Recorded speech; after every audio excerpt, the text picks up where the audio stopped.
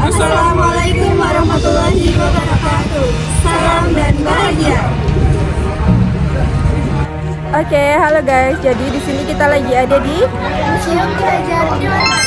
Nah, di video kali ini kita lagi dapat tugas video mata kuliah Taman Siswa untuk membuat video tentang perjuangan Ki Hajar Dewantara.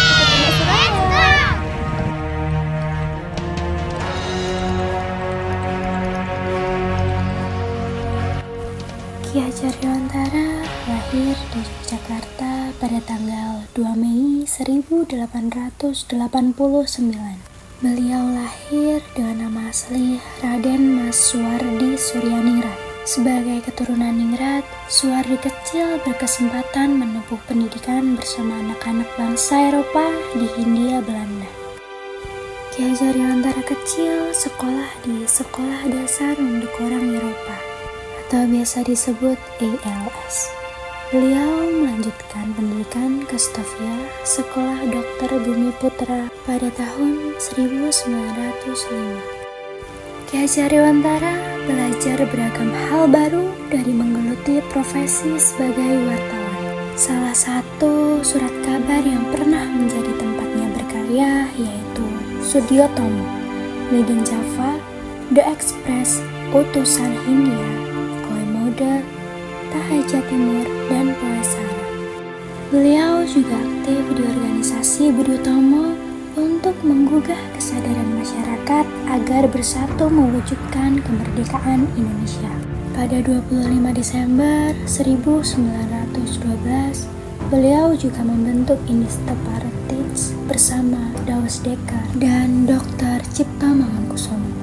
Peresmian Iniste Partij ditolak pemerintah kolonial Belanda melalui Gubernur Jenderal Hindenburg karena dianggap dapat membangkitkan nasionalisme dan penentangan atas penjajahan. Ki Hajar Dewantara dan tokoh Iniste Partij selalu membuat Komite Bumi Putra pada 1913. Komite ini bertujuan untuk mengkritik pemerintah Belanda yang menggunakan uang dan sumber daya wilayah jajahnya untuk mengadakan perayaan-perayaan. Kritik tersebut dituangkan Ki Hajar Dewantara dalam surat kabar The Express milik Douwe Dekker. Kutipan tulisan Ki Hajar Dewantara berjudul Als ik eens Nederlander was, atau seandainya aku seorang Belanda, yang berarti sekiranya aku seorang Belanda, aku tidak akan menyelenggarakan pesta-pesta kemerdekaan di negeri yang kita sendiri telah merampas kemerdekaannya. Sejajar dengan jalan pikiran itu bukan saja tidak adil, tetapi juga tidak pantas untuk menyuruh si insider memberikan sumbangan untuk dana perayaan itu. Kritik tersebut membuat marah pemerintah Belanda sehingga Ki Hajar Dewantara diasingkan ke Pulau Bangka. Tulisan Douwe Dekker dan Dr. Cipto Mangunkusumo yang diniatkan untuk membantunya juga dianggap Belanda sebagai tulisan menghasut rakyat, sehingga keduanya juga diasingkan. Douwe Dekker dibuang ke Kupang dan Dr. Cipto Mangunkusumo dibuang ke Pulau Banda.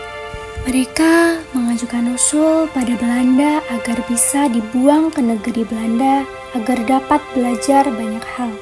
Akhirnya pada Agustus 1913 permintaan mereka dikabulkan.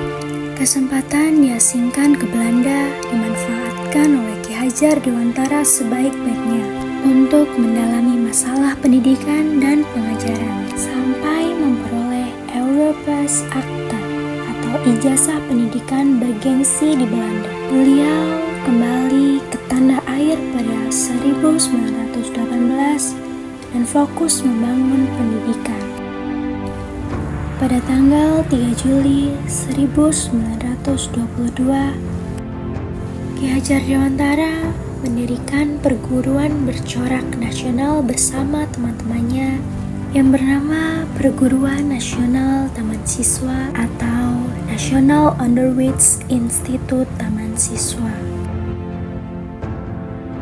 Para siswa ditanamkan rasa mencintai bangsa dan tanah air untuk berjuang memperoleh suatu kemerdekaan. Beliau juga tetap aktif menulis dengan teman pendidikan dan kebudayaan berwawasan kebangsaan.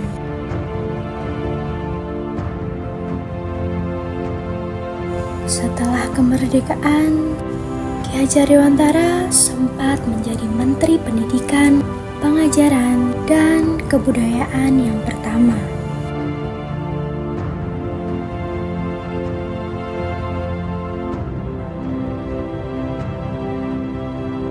Beliau juga meraih gelar Doktor Honoris Causa dari Universitas Gadjah Mada pada 1957.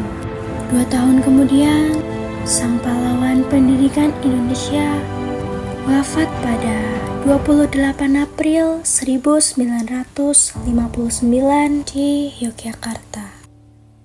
Maka dari itu, kita dapat meneladani perilaku dan sifat Ki Hajar Dewantara yang rajin, tekun, pantang menyerah, dan tidak ada rasa takut untuk selalu mencoba.